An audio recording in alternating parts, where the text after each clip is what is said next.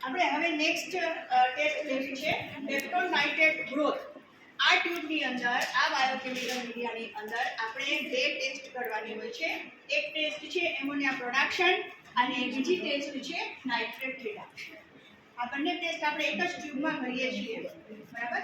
તો આ જે એમોનિયા પ્રોડક્શન છે એમાં આપણે આટલે દિવસે જ્યારે બેક્ટેરિયાને ઇનોક્યુલેટ કરીએ છીએ ત્યારે જ આપણે એમાં લિટમસ પેપર છે એ લટકાવીને રાખી દીધેલું છે. ઓકે, હવે જ્યારે એમોનિયા પ્રોડ્યુસ થશે, બરાબર, આ પેપ્ટોન છે એટલે પેપ્ટોનમાંથી ઓર્ગેનિઝમ્સ છે એ પેપ્ટોનને યુટિલાઇઝ કરશે, એમાં રહેલા એમિનો એસિડને યુટિલાઇઝ કરશે, બરાબર, એનું ડિગ્રેડેશન કરશે જેથી એમાંથી એમોનિયા છે છૂટો પડશે. અને જ્યારે એમોનિયા છૂટો પડશે ત્યારે એ મીડિયાને કેવું બનાવશે? આલ્કલાઇન બનાવશે. અને આલ્કલાઇન કન્ડિશનની અંદર આપણને લિટમસ પેપર છે એ લાલમાંથી બ્લુ થયેલું દેખાશે.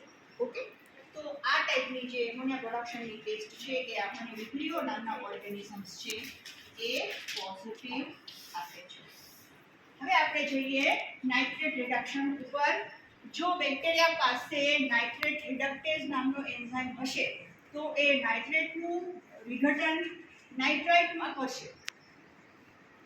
નાઇટ્રેટમાંથી એ નાઇટ્રાઇટ બનાવશે અને આપણે જ્યારે એની અંદર બીજે દિવસે આ બંને રિએજન્ટ્સ નાખવાના છીએ, સલ્ફાનિલિક એસિડ અને આલ્ફા નેપ્થેલેમાઇડ નાખશું, ત્યારે આપણને આ નાઇટ્રેટની હાજરીને કારણે આ બંને સાથે પ્રક્રિયા કરીને લાલ કલર પ્રાપ્ત થશે.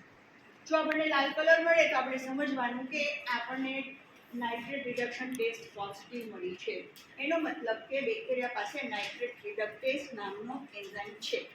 ઓકે, આપણને સુડોમોનાઝ અને વિબ્રિયો આ બે જેનેરાના ઓર્ગેનિઝમ્સ છે આ ટેસ્ટ પોઝિટિવ